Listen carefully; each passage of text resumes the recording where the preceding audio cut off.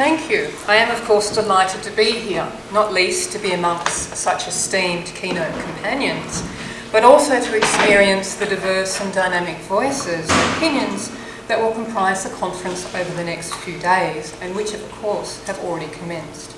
So my sincere thanks to Igor and Keynte for the invitation to deliver this lecture and for their wonderful hospitality and superb organisation. It is simply great to see an audience here and not rows and rows of empty chairs. I'm aware that taking up the topic of gender and esotericism can lend itself to suggest that I'm about to hold forth in a blue stocking rant about institutionalised gender inequalities. Now, while I'm quite capable of doing that, much to your no doubt relief, today this is not my purpose. When writing for Igor and Keynte's forthcoming edited volume, Contemporary Esotericism, I was set the brief to both provide a survey of recent scholarship with regard to gender and esotericism, and to also suggest possible future research paths and directions. And this is the substantive content of my lecture today. But before launching into that, I think I should quite openly profess my own disciplinary sins.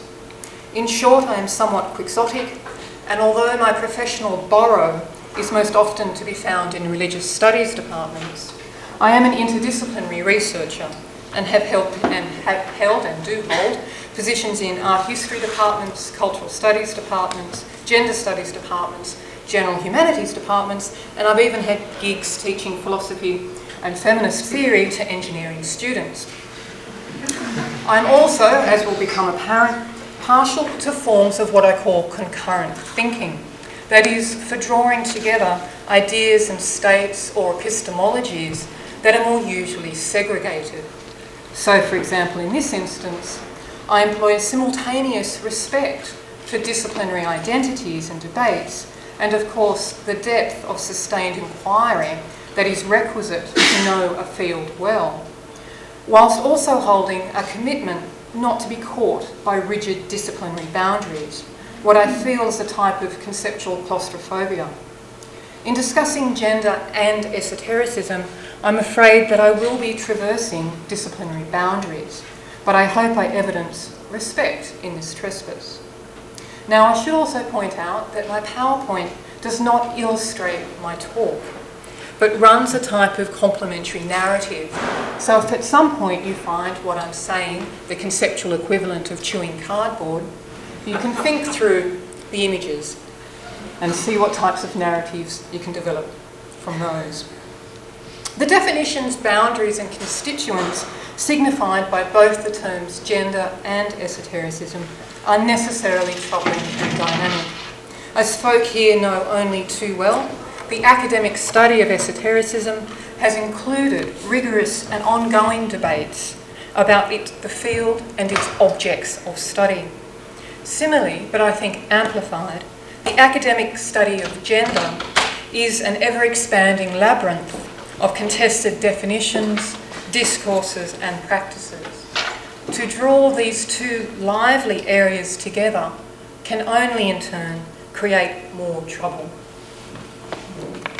Trouble for conceptual categories, trouble for logics that are founded on binary oppositions, and of course trouble for dominant discursive practices. Such trouble, I would argue strongly, is both inspiring and imperative. This lecture will canvass not only some of the valuable work that has already been achieved in the study of contemporary esotericism and gender, but also identify enduring tribulations and places of silence. Now, no doubt, some of which are overripe for analysis. However, I would also caution that not every dilemma is in need of some type of final resolution. I think, in fact, withholding the desire to resolve and represent in favour of teasing out difficulties and sitting with the politics that their difference engenders is often as academically valuable as the proposition of an overall synthesised logic or resolution.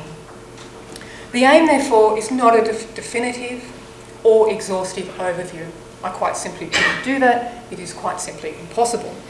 But rather an opening out of the discussion, a re-evaluation of relations, and in fact a celebration of the problem itself. It's a really good one. How could it be otherwise when both key terms remain contested and nebulous? In order to commence, the necessary evil of providing some definitional ground to tread upon does seem to remain requisite. These very brief accounts of terminology are provisional and I think most useful for the way in which they incorporate and accommodate conceptual change and multiplicity. Turning first to esotericism, the dynamic and thorny debates about its definition and field will feature writ large at this conference, and there is certainly no need for me to go to great lengths now to supplement those discussions. However, I note that in thinking through the specific topic of gender and esotericism in the contemporary world, von Stuckrade's proposition of esotericism as an element of discourse is most salient and applicable. The necessary transdisciplinary nature of the study of esotericism is accommodated in this figuring, as is the deeply contextual mode of critical analysis that it advocates. Such methodologies, especially those associated with the projects of Michel Foucault and Pierre Bourdieu and their troubling of the subject and the field, have figured prominently in the critical approaches deployed in gender and cultural studies. Taken as an element of discourse, esotericism can be considered to be an aspect of deeply complex forms of intersectionality. That is, it's implicit, it ties together in ways that cannot easily be separated or pulled apart, with discourses of gender, race, power and class, to name a few. To this end, this lecture focuses on its examination on particularly esotericism's interrelation, or what we would call intersectionality, with the critical category of gender. Deployed in a myriad of ways over the past 100 years or so, gender has signalled everything from specifically women's subjectivity, reproductive biology, sexual orientation and subject positions. The once clear-cut analytic distinction between the term sex, or biology, and gender to signal culture and social roles has been thoroughly destabilised. The normative categorisation of dimorphic gender, that is, that only two gender positions are available, the female and the male, has been the focus of sustained critical inquiry and scrutiny, leading to the conceptualisations of gender as a spectrum of possibilities and subject positions. Accompanying this work, biological essentialism, or what's sometimes termed biological determinist positions, and social constructivism as the only two options for understanding the ontology of gender have similarly been critiqued. And most contemporary work will now take a position that they are mutually imbricated with one another. Thus, in summary, critical theory and post-structural approaches have thoroughly undermined the binary logic upon which much gender thinking had been established. And in doing so, it's identified the centrality, endurance, and potentiality of the non-normative, the deviant, and the unstable subject. Regarding this vexing gender term, Morny Joy's overview of its interpretation and application within the field of religious studies is instructive for the consideration of its use in relationship to Western esotericism. Joy acknowledges, but does not step into, the essentialist and or constructivist debates. Or, in fact, she doesn't take up the degree of their mutual imbrication either. Rather, what she does is she focuses on the diverse ways in which the term has been deployed in the academic study of religion, summarising the outcome of this diversity, she notes. As a consequence, gender, insofar as it is an integral element of all religion, has been disentangled from its former assumed function as a natural element of sexuality to be recognised means of imposing idealised expectations, if not obligations. As such, gender, as a simplistic coding, can never be taken for granted again. So, from a term initially deployed to signal women, to a marker of strategy for subversive disturbance of normativity, many of these modes of use are to be found within the contemporary analysis of esotericism. I'll also be considering the subversive potential of contemporary gender theory, especially in relation to what is generally assumed as a popular and enduring trope to be the inherent subversive nature of esoteric discourse per se. The prescription of subversion, that is, the discursive positioning of esotericism, is itself the result of normative logic and dominant cultural expectations. Turning to consider the major themes and strategies for thinking gender in the field of Western esotericism, I do not intend to provide a comprehensive survey, but rather to highlight the diverse nature of their intersection and to provide instructive examples of scholarly approaches and analysis. I'll discuss dominant themes and broad areas of inquiry. However, they are not presented as fixed categories. It should be noted that the vast majority of these studies are quite contemporary. For far too long, the discipline of Western esotericism, alongside many other humanities disciplines, has reproduced the use of the term man in some type of gender-neutral sense, although it is far from clear how such neutrality can be conceptualised. It is exactly the type of conceptual conundrum that breeds insomnia, when, indeed, the term human would be more appropriate. Indeed, this is not only a historical blindness, and accounts exist in which the history of Western esotericism can or has been presented as a series of charismatic individuals and movements that they founded, with the vast majority of them being men, with, of course, a few notorious exceptions. The question as to whether this is a historically accurate reflection of the tradition or an outcome of the biases of dominant reportage remains.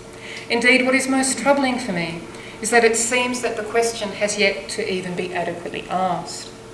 The potential answers to such questions would be complex and not easy. They would be multiple and they would be partial. But I think they're so important for both the history which they present and also the reflections on research methodology and the process of historicity that they would necessarily produce. The often implicit sexualisation of esoteric discourse is the elephant in the room in any consideration of the relation of gender discourses to the discipline. I've already noted that gender, as a critical category, is not the equivalent to sex, nor can the two terms be considered to exist in any clear-cut relation to one another or to any specific aspect of embodied existence. Nonetheless, the binary logic through which esotericism is placed as the dominant discourse's other, as deviant or as marginalised, evokes associations with the transgressive. Therefore, this, to an extent, both feminises and sexualises the discursive field. And that's a point I'll be taking up later with regard to epistemology.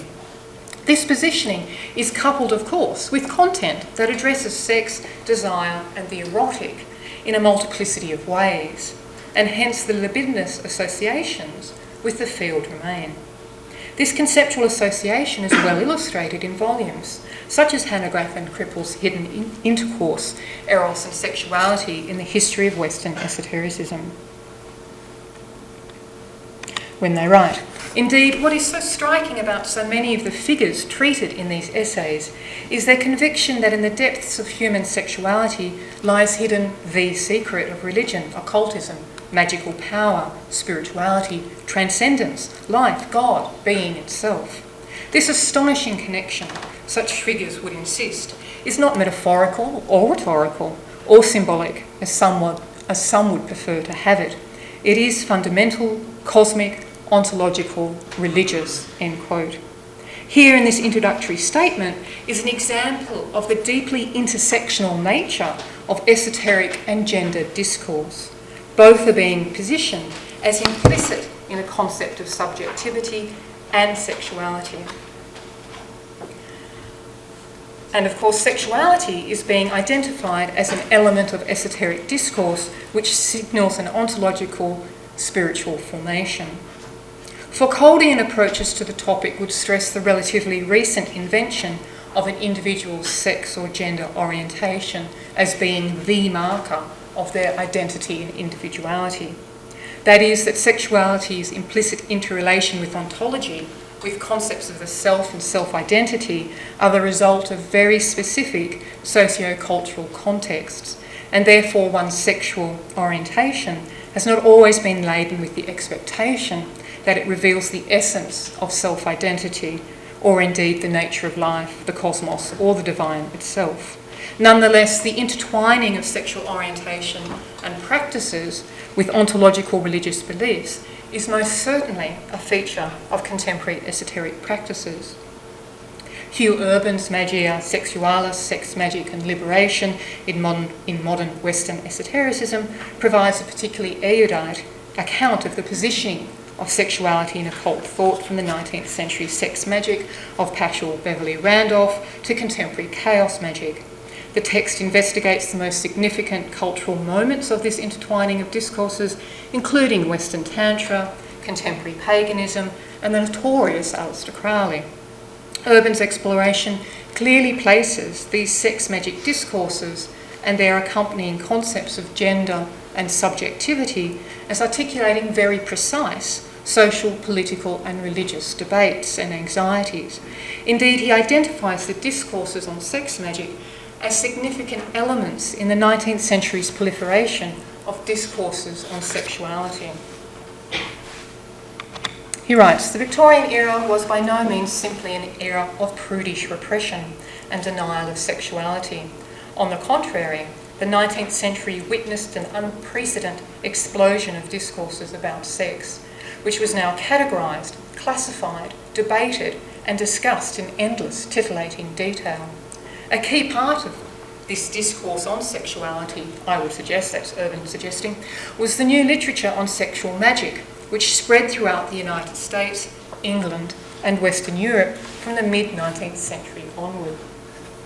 In one of the most significant essays also on this topic, Joy Dickson maps how the development and pathologisation of non-normative sexual identities correlates and intersects with the development of new religious movements, especially theosophy and spiritualism. Her article, Sexology and the Occult, Sexuality and Subjectivity in Theosophy's New Age, traced not only the trope of equating homosexuality with heresy, but its ambiguous position in the thinking of the early sexologists Havelock Ellis and Edward Carpenter. Indeed, she argues that there was a marginalisation of individual claims about spiritual belief in these early sexology case studies. Further, Dickson's analysis identifies the particular way that theosophical concepts of reincarnation questioned the application of a fixed gender identity to an authentic or an essential concept of the subject or self. Therefore, from the perspective of occult science, rather than from the perspective of the science of sexology, Dickson writes, "It is perhaps then not surprising that a female theosophist might prefer to think of herself not as a neurotic, hysterical or deviant woman, but as a Viking warrior who had only recently taken up residence in a woman's body." End quote. So that is, theosophical propositions regarding the capacity for a gender orientation from a past life to influence current gender identity and indeed be implicit to spiritual development provided counter-narratives to the articulation of normative subjectivities and fixed gender identities espoused by the sexologists of the era. It would seem with this example that the correlation of alternative spiritual beliefs with non-normative gender identities worked to undermine rather than to reinforce dominant binary logic. However, conservative approaches to gender roles also remain evident. For example, the heteronormative gender roles attributed to spirit guides and their relation to the medium which hosts their spirit, as recorded by Michael Brown in his work on American New Age channeling culture. This practice will often feature a female host and a male spirit entity.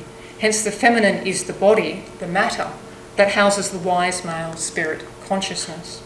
The dimorphic gender attribution may be deployed in an effort to express harmonious gender relations, as Brown illustrates that the theosophical ideal for sacred androgyny remained vital in channeling culture. However, its description in many cases continued to carry gender normative stereotypes. Although but two examples of contemporary academic work on the relation between sexuality and esoteric traditions, Urban and Dixon artfully illustrate what Joy would delineate as gender as a critical tool, which she, following the work of Joan Scott, summarises as, I quote, that there can be no ahistorical, let alone essentialist definitions, particularly on matters of sex and gender, end quote.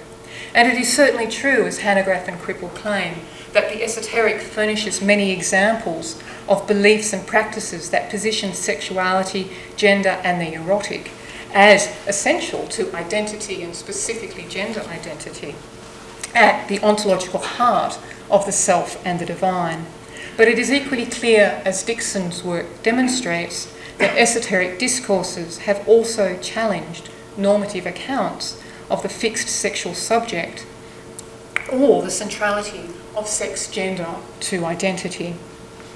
The consideration of gender in the field of Western esotericism has also focused upon highlighting the roles of marginalised subjects through a rereading and a rewriting of dominant historical narrative, inclusive of the great unveiling moments or the uncovering and redressing of scholarly bias, and the deployment of gender to mean women and or non-normative sexualities. And there is ample examples of this genre which have been particularly active in the areas of theosophy, spiritualism, New Age religion, contemporary neo-paganism and alternative health cultures. Such works discuss the significant role that individuals and gender discourses played in the development of very particular esoteric practices, often highlighting the influence of socio-political circumstances on their articulation.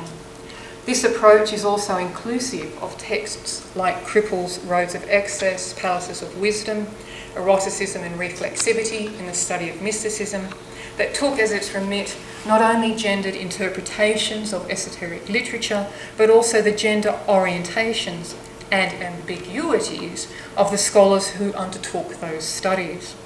In particular, Cripple considers the way in which an understanding of the author's own subjectivity impacted upon their scholarship. His prime concern is the erotic or mystical experience of the authors themselves, highlighting, I quote, that mystical communities and literatures have offered some of the most successful, if still ethically ambiguous, venues in which alternative sexualities and genders have expressed themselves, end quote. Here, then, is the identification of mystical discourse as a site of subversion. The associations of mysticism with sexuality and gender have a long and complex heritage, which lies outside the remit of today's paper. However, works like Cripple's do tie the consideration of such literature much more closely to the academic study of esotericism. It should also be noted that the works of Elliot Wolfson and Moshe Dell present important analysis of the central role of concepts of masculinity and femininity in Kabbalistic discourses, and the subversive potential of such texts for understanding mystical experience and religious subjectivity. Secret societies, initiation-based organisations, including Masonic lodges, are all taken as core objects of study for contemporary esotericism. And these include the production of studies specifically focused on the issue of gender. Masonic traditions, in particular, are usually read as a bastion of men-only clubs, have also come under sustained scrutiny, both for the concepts of masculinity that they utilise and develop, and for women's roles in their institutions. As already mentioned, a strong focus for the investigation of gender and esotericism has been placed upon movements in which women have played a leading role, including theosophy and spiritualism. The latter, in particular, I would say contemporary paganism, has accrued numerous studies, which of course is unsurprising given the centrality of embodied experience to the conceptualisations of the divine, the god and the goddess in its various belief systems, and in particular groups that have consciously identified with specific gender identities, for example, Dianic Wicca or the Radical Fairies. Examples are readily found of groups which challenge normative, dimorphic concepts of gender, as well as those that reinforce dominant and essentialist concepts in which masculinity is tightly coupled with culture and rationality, while femininity is coupled with nature and intuition. Indeed, the assumption that magicians are only men and witches are only women is disappointingly common. This is no doubt furnished by long-held popular images of wicked female witches and diabolical male magicians. Such stereotypes persist in the public imagination, despite, for example, the central role of folk like Gerald Gardner and Alex Sanders in the development of popular forms of contemporary Wicca. The femininity equals nature equals intuition logic was and continues to be actively used by contemporary practitioners like Diane Stein, whose biography for Women's Psychic Lives presents her as a healer and a psychic and a priestess of the goddess, but also someone that was committed to anti-war movements, women's rights, gay rights, and rights for the disabled.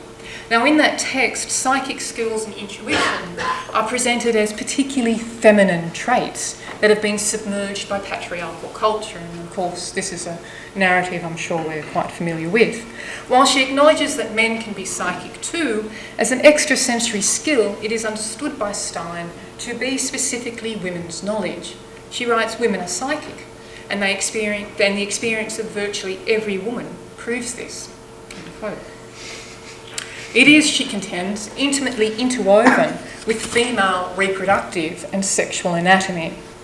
So she quotes, "From the place of creation, the womb and the vulva of the great mother goddess of 1,000 names and cultures comes the psychic lives and psychic wisdom of women.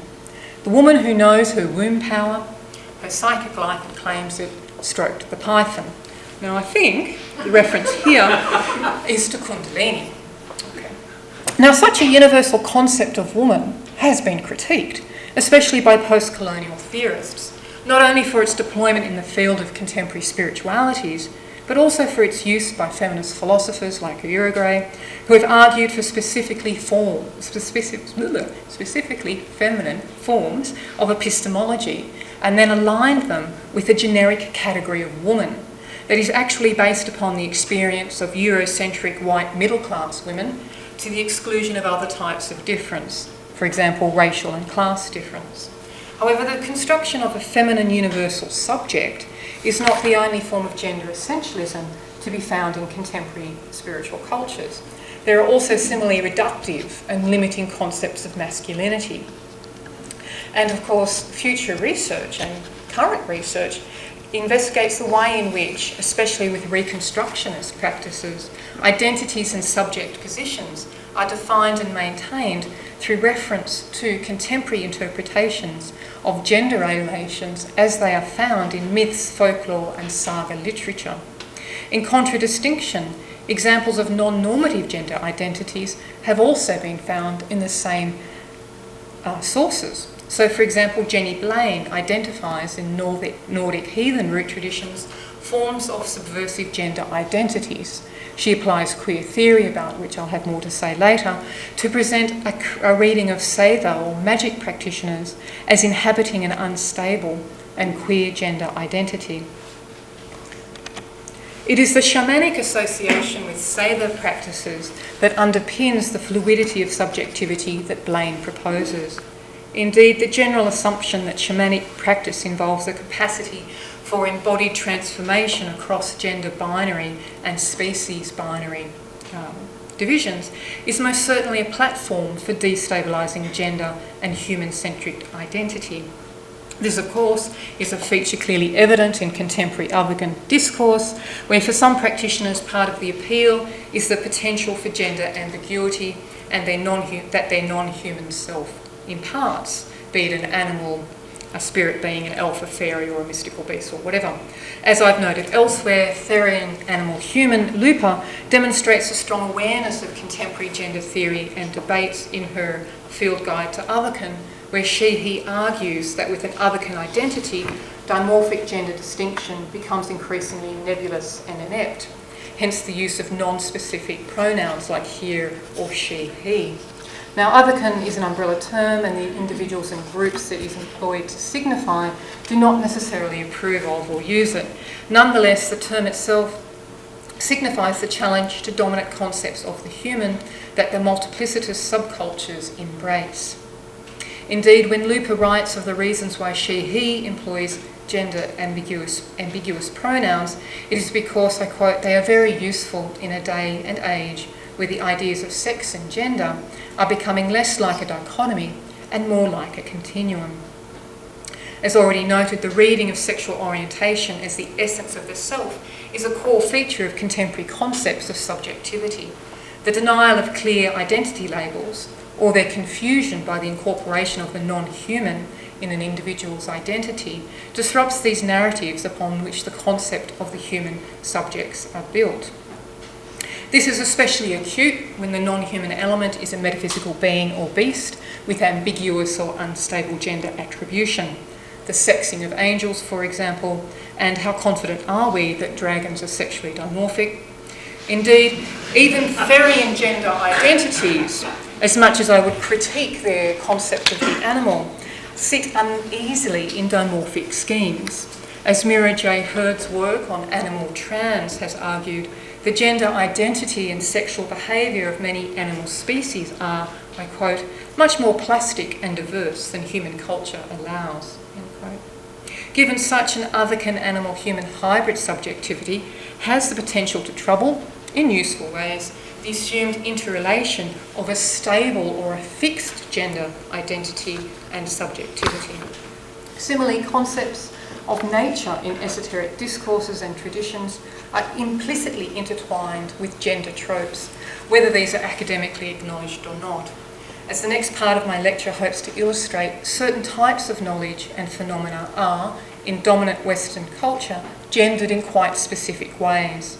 The tight coupling of the feminine with nature has been deployed to argue for female subservience, for dimorphic gender difference, for women's natural affinity with the environment.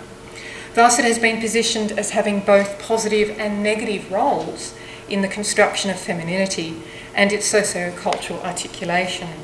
Richard Roberts, Susan Greenwood and Elizabeth Butik all contribute to this critical analysis of the assumed relations between nature and women, and usefully, much of that work is found in the one volume. And they do this in relationship to their appraisal of contemporary nature religions. This is a conceptual coupling that, while relatively well investigated in contemporary pagan and shamanic practices, can also usefully be applied to hermeneutic approaches found in the discipline, theories of living nature, for example. In particular, analysis could investigate Marsilio Ficino's system of correspondences, not only identifying implicit gender ascriptions to plant, stone, metal, animal, etc., and also, of course, importantly for our context here today, the way in which such gendering has carried forth into contemporary beliefs and practices, but also consider the way in which such natural magic might or might not challenge and subvert gender conventions of the period, including the degree to which certain forms of education were unevenly available to subjects of gender, social and racial difference. Such analysis would also necessarily need to question the nature-culture divide itself, that is, the degree to which such practices and ideologies were part of a larger cultural framework that masked the specifically cultural construction of the very concept of nature, which in turn enabled the positioning of the human as the mediator or the interpreter of a divine, material, natural language. Can natural magic be read, as other narratives about nature have been by feminist philosophers, as discourses that tie the feminine to the physical world and thereby, by extension, undermine any ascription of reason in its broadest sense, consciousness and enlightenment to the female gender? The forms of knowledge used by contemporary animal oracles and animal and nature psychics could also be investigated in much the same manner. Central to the questions to be asked, even if absolute answers are necessarily elusive, are to what degree in contemporary esoteric discourses on nature are gender normative prescriptions reproduced, and to what degree are they challenged? where are the potential sites of slippage? How has nature as a trope for the pure, the uncivilised, the feminine, even the divine, been central to the construction of esoteric discourses of magical mastery and power? The previous works I've mentioned in brief take as their object of study either the representation of gender, the attribution of gender roles in subsequent practices, or the interface of practitioner-scholar gender identity and the interpretation of esoteric discourse in that mix. In many ways, these are the dominant modes with which the intersectionality of gender and the academic study of esotericism has thus far flourished. It is suffice and perhaps redundant to say that approaches to gender have been diverse. There are accounts that consider gender in a specific cultural formation without critiquing the definitions or prescriptions of that discourse. This is what Joy would refer to as gender as essentialism, an approach which, while recognising a specific socio-cultural positioning, even those that are marginalised, does not critique the symbolic logic or dominant value system that construct and maintain those gender positions. The other main approach employs the term gender to signal a concern for deviant or marginalised positions, which may or may not include a critique of discourse formation, what Joy would term gender as a mode or model of subversive disturbance. It is certain that significant work in the area has been and continues to be undertaken, as the session earlier today exemplified. However, as previously noted, this is a relatively recent phenomenon, and the deployment of a neutral masculine subject characterises much of the early work in the discipline. It may be that theosophists refer to the spiritual bodies of man, for example, as a supposedly neutral concept of human subjectivity, but there is no reason to keep repeating that terminology, at least not without a clarifying footnote. There are enormously rich possibilities for the application of gender theory to further studies of Western esoteric practices, both in the recovering of marginalised figures and practices, who has been written out of esoteric history and why, and in the critical investigation of the valuation and creation of a spectrum of gender positions within esoteric discourse. That is, are there already spectrums of gender in esoteric discourses that have been overlooked because the dominant conceptual regime is to sort subjectivity and identity of any species, for that matter, human or non-human, into male, female and androgynous? Can the implicit taint of the devious that accompanies esoteric traditions be critically embraced to produce what Donna Haraway might call new or emergent subjectivities? To summarise, it is, in the overview of these approaches, it is also evident that certain esoteric groups and practices have, of course, garnered more investigation than others. This interest can be understood as stemming from either a clear association with sex acts and practices and or traditions in which females figures held dominant organisational roles. And of course, as I previously mentioned, groups that take up very consciously non-normative gender identities. Sitting in a sometimes conscious, sometimes unconscious relation to this selection of objects of study, however, is the issue of the way in which the epistemologies valorised and utilised by esoteric traditions are also gendered. This is a multi-layered consideration which takes into account both the gendering of esoteric discourse in relation to dominant modes of rationality, as well as the way in which, within the dynamic corpus of Western esotericism, certain knowledges and practices are clearly feminised and masculinised. As alternate epistemologies, things like creative imagination, symbolic and ontological correspondences, intuition, higher perception, etc., they're a core feature of esoteric discourse.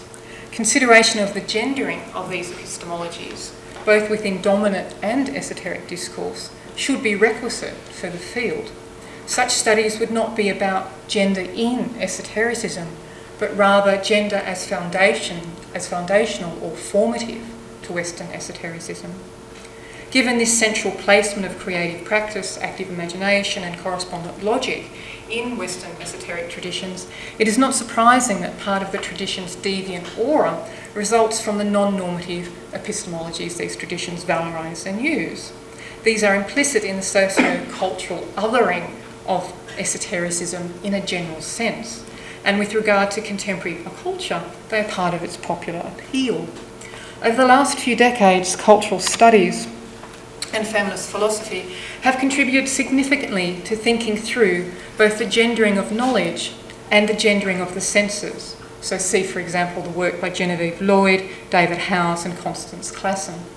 This work uncovered implicit bias in the valuation and regard of certain types of knowledge and certain senses, which are conceptually linked to normative prescriptions of gender identity.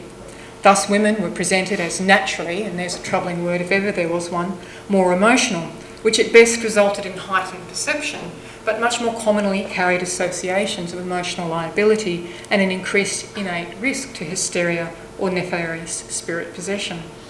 Without recounting these arguments in detail, it is enough to note in this context that such binaries, like reason-motion, and the privileging of the masculinised sense of vision over the feminised touch have also been critiqued in their application to contemporary wellbeing, spirituality and healing practices associated with New Age religion, including excellent work by Ruth Barkan. But I think that remit could be most usefully broadened. So therefore, on one level, esoteric practices challenge the dominance of a certain type of scientific reason privileged in dominant discourses. This is part of their appeal. On the other hand, normative gender associations continue to be reproduced in esoteric discourses and practices. The most obvious generalisation aligns male subjectivity with ritual magic or the occult sciences, science word, and female subjectivity with intuitive knowledge, with the caveat, of course, that in theosophical discourse, intuition is a highly masculinised sense, and the feminine is more commonly associated with that unruly, emotional, astral body. Okay. And the feminine is also therefore associated with a multiplicity of forms of nature spirituality. This is the men do magic, occult work, and women are witches medium trope. Now, I know I'm being naughty and cheeky there with that terrible generalisation, but it does broadly seem that this dimorphic association features not only as an element of the object of study, that is the movement, discourse, epistemology, practice, belief, ritual system itself, but is sometimes also reproduced in academic analysis. This final section of my paper turns to discuss what I actually think is the most vibrant and contentious application of gender theory to esoteric subject matter, including esoteric epistemologies, and it's that of queer theory. As with the term gender itself, the term queer is encircled by debates as to its application and whether its deployment, now utterly and thoroughly part of academic gender discourse, has made the use of queer itself redundant. For many gender theorists, queer is passé, old hat. Emerging out of critical gender studies, queer signals unstable genders and sexualities, and it's most often associated with a desire to trouble gender identity politics. As Anna-Marie Jagos recounts, I quote, "Queer theory's debunking of stable sexes, genders and sexualities develops out of a specifically lesbian and gay reworking of the post-structuralist figuring of identity as a constellation of multiple and unstable positions. It therefore carries within it a deliciously fluid and open notion of subjectivity, gender and sexuality that inherently undermines not only dualist logic, but crucially the construction of any type of stable gender identity, normative or non-normative. Indeed, Jagos argues that queer's applicability, I quote, to any number of discussions, end quote, is the result of its disassociation from specific identity categories. The process of queering has been taken up in numerous places. And as noted before, Jenny Blaine takes up the queer approach in her consideration of Savour. In regard to modern esotericism, It has been applied to movements like spiritualism, which are more commonly read in relationship to discourses on women's emancipation and or the crisis of faith in late Victorian society. Molly McGarry unfurls queer in this context as follows.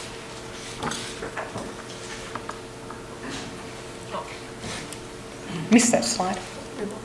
She writes, from a 21st century standpoint, spiritualism seems rather queer in at least three ways.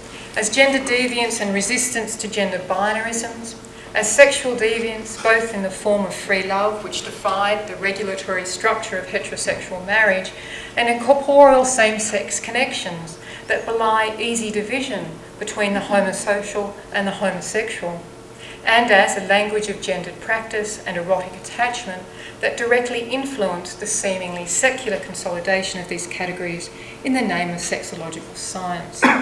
Now, this, I think, is a great diagnostic for not only what queer might usefully do or challenge, albeit to a more modern rather than contemporary phenomena, but it also clearly illustrates that the queer project itself is not a monolith, and that it embraces many strategies, concerns, differing objects of focus and applications.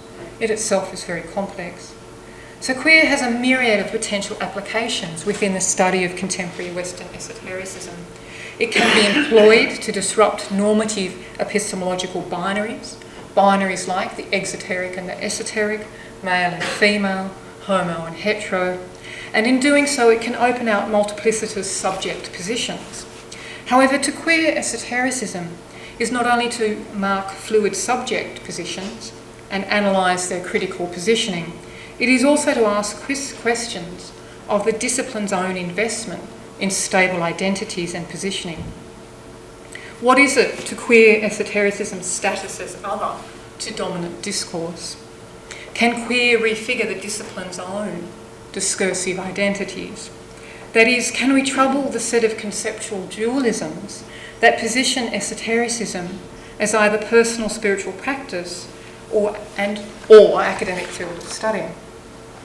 Thinking through the division drawn in the academy between theory and practice is one such avenue for queer in the study of esotericism.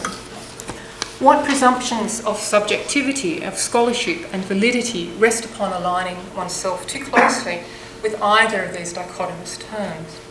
What spectrum of relations are we missing by employing a theory-practice dualism at all?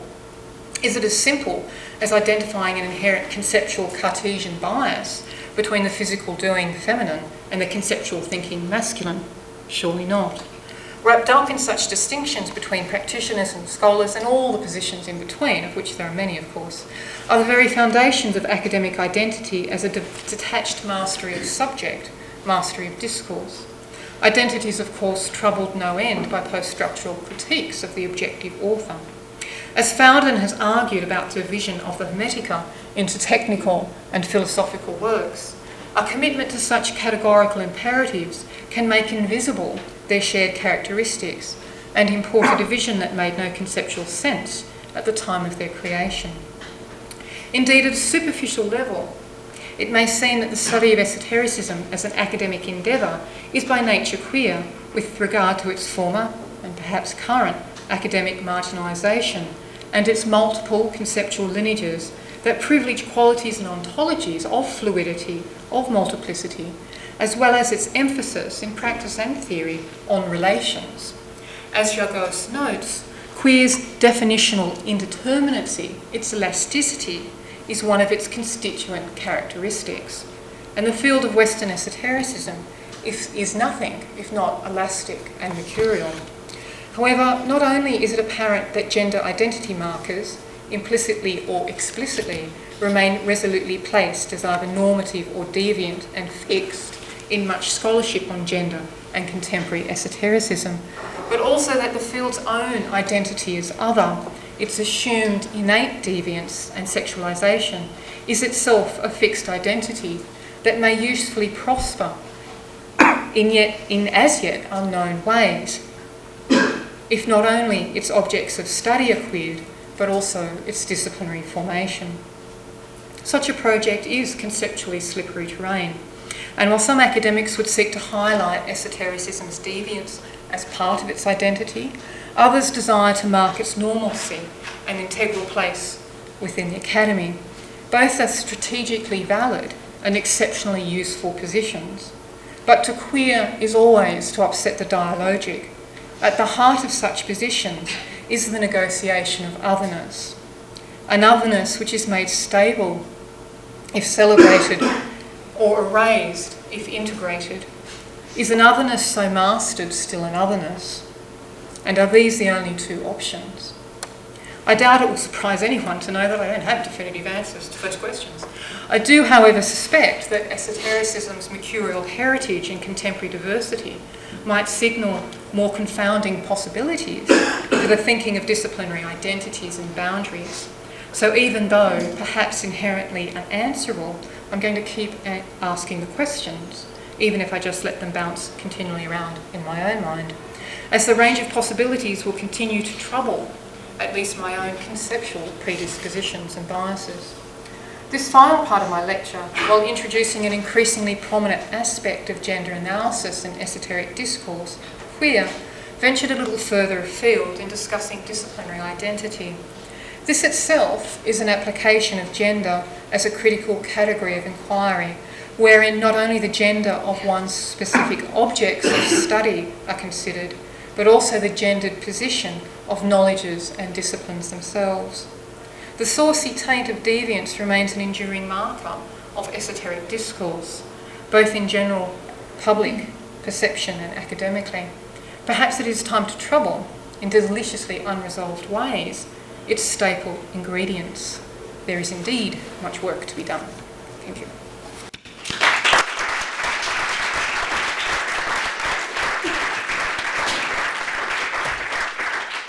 Thank you very much for this deliciously troubling talk, and I'm sure there should be plenty of issues to discuss. I'm not sure where to begin, so we should try to at least spend these 5 minutes that we have now until the coffee break doing so, and possibly even continuing a little bit those who feel called to do so.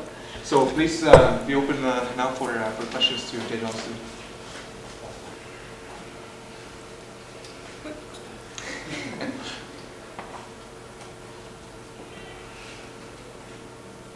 Maybe it was a little bit too enthusiastic. Why did you choose the particular images, and why the image of the lovers as opposed to, say, the Rosarian woodcuts? Or I chose the images because they clearly represented a kind of, well, the traditional image at least, or what I might call traditional image, clearly represents a type of dimorphic concept of sexuality. And then just look through the way in which people that are working with these traditions are starting to adapt and change them, but also the way in which they reproduce them as well. And so, just kind of mapping that out.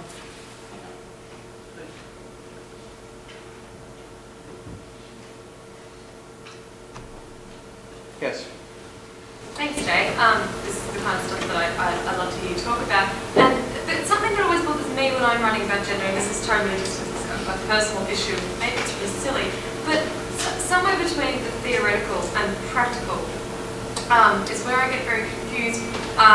Even though I agree with everything you said, and it's the kind of stuff that I find myself saying all the time, I often wonder, who am I to tell people that they don't do gender correctly, that they need to trouble their own gender? Having seen Manon give 2 amazing papers about the way that gender shifts and sort of and the pendulum swings back and looks so traditional all of a sudden when it's been so troubled. I just kind of feel like, is it not difficult in the practical sense to say this to people and to see their responses? I guess I'm not saying to people that they don't do gender properly. What I'm saying and what's been said in lots of contemporary gender theory is that, obviously we all come to our work with particular conceptual formations in our mind, and the most common one within our particular socio-cultural conditioning is to sort gender into male and female, that is dimorphically. Now, of course, there's been a whole vast, enormous literature which has critiqued this, so that there is a kind of spectrum of gender positions now acknowledged. And one of the things I think about is, well, okay, politically, socially and conceptually I can acknowledge that and support that, absolutely. But we can do that here, but do we keep, when we go to look at texts, esoteric texts, primary sources, contemporary phenomena and movements, do we still just automatically fall back into sorting in a dimorphic sense? So in fact, are there in fact positions there that we're not recognising because we're simply taught, ingrained within dominant culture to read certain things in certain ways? And so it's kind of, it's not saying to people, don't drink gender properly, it's saying that let's be kind of, perhaps what's needed is more conscious awareness of the way in which things which are implicit, it's that thing that you don't think about, which always needs to be thought about. I find. So it's kind of questioning those kinds of assumptions. Yes. I understood that you adopted the queer perspective in the end to somehow overcome the dualism implied in the term gender, right? So my question would be, have you ever thought about a term that would overcome the dualism implied in esotericism? Well, yeah, that was what, I was going to be very clear, it was where I was trying to get to in my last part of the paper, which I was saying that, what is it to queer the kind of exoteric binary itself? And the disciplinary positioning of esotericism as other, because if on the one hand you commit too much to that other, you maintain that dualism. On the other hand, if you decide to incorporate it, then you will raise that otherness. And is there other strategically other ways that we can approach thinking about the other? I mean, very broadly in our culture, you only have to kind of watch the news to figure out that the other or difference is, usually treated with hostility. There's the annihilated approach. There's the ghettoised approach, which is I'm just going to put it over here and I'll think about it when I feel like it. But actually, what is it if we could just actually sit with the difficulty of, we can't, it's not, both positions are useful, but are there others in between? And can we think both of them simultaneously? Okay, so one more question here. If there anybody else, please also just raise your hands and I will notice. Yeah, thank you, Jay. That was a very, very rich and splendid presentation. I have one question, also which links to the last question, about the queer theory. And of course, I agree that you say that it's not gender in something, but that the whole discourse of esotericism research also is part of gender. Attribution of meaning and making distinctions and legitimizing these distinctions in communication and so on. And that brings me to the question: would you agree that this is not only in terms of sex and gender or sexuality, but also in terms of attribution of approved knowledge, because this is also part of knowledge negotiation, of course. What is female, what is male, and so on, and are women more closer to nature, and so on. And all these things that you elaborated can be generalized in a way, or attributed also to the question of how a social communication creates what a society thinks about what is approved knowledge. And then you're very close to the center of what esotericism is all about. Would you agree with that? Yeah, my short answer is yes. But I think one of the other things I wanted to convey is, in thinking about gender and esotericism, you just can't pick up the thread gender. You pick up the thread gender and along comes, race, class, and as you say, knowledges and what knowledges are valued and what knowledges are not valued. And a lot of work's been done in that area in gender studies and in cultural studies. And I think it would be usefully integrated because, in cultural studies departments, they do kind of quiver if you say, well, I'm interested in working in Western esotericism. A number of them that I know do. They're really open to it once you start explaining what you're talking about. But there are still kind of, gendering and sort of privileging and biases around what types of knowledge count and what types of knowledges don't count. And sometimes, some sorts of knowledges, like esotericism, have a certain street cred because they're really closely aligned with deviance, and that's being celebrated within that particular milieu. And at other times it works in a not such constructive ways. And I think both of those couplings need to be questioned to answer your question directly. It's really a comment. It's listening to the way that you describe the challenge of trying to sort of hold these different perspectives together rather than holding them apart. It just strikes me as a so classically and traditionally magical endeavour. If you're looking from a purely domestic point of view of trying to actually hold in consciousness a vision of the unity, and perhaps the whole point of magical practice in some ways is to collapse some of those differences and to be able to actually embrace and share those things in consciousness. And what you're doing here in a very rational perhaps, but very academic way, just strikes me as a very traditional magical practice at the same time. Both things trying to hit in a very similar place perhaps. Okay, I'll take it as a compliment. Thank you.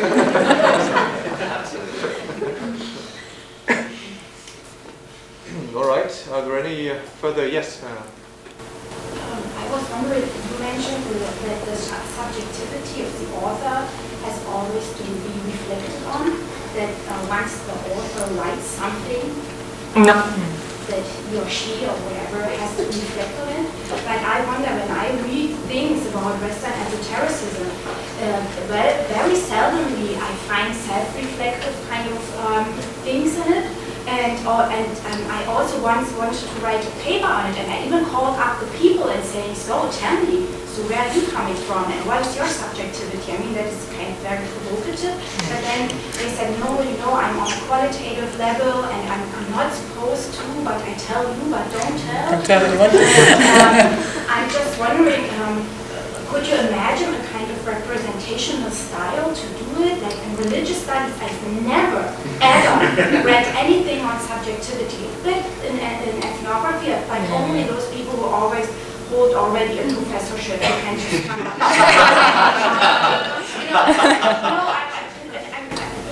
You know what I'm talking about? I just wonder about a style of representation. How to do it? First thing I'll say, when I was talking about that, I was actually representing Jeffrey Krippel's work, where he was looking at particular authors and doing a reading, his reading, I might add, his reading of their gender identity and how that may have influenced their work on mysticism. So there's a whole range of different steps involved there. In terms of religious studies, I have actually found it kind of quite conservative in terms of picking up the more self-reflective methodologies that you do find in places like gender and cultural studies, although not entirely so. You know, that's a naughty blanket statement, but I think it could usefully pick them up to a greater degree and apply them. All right. I think that's all we have time for, and now we should all get some coffee to stay awake for the last session. So, thank you again. Thank you.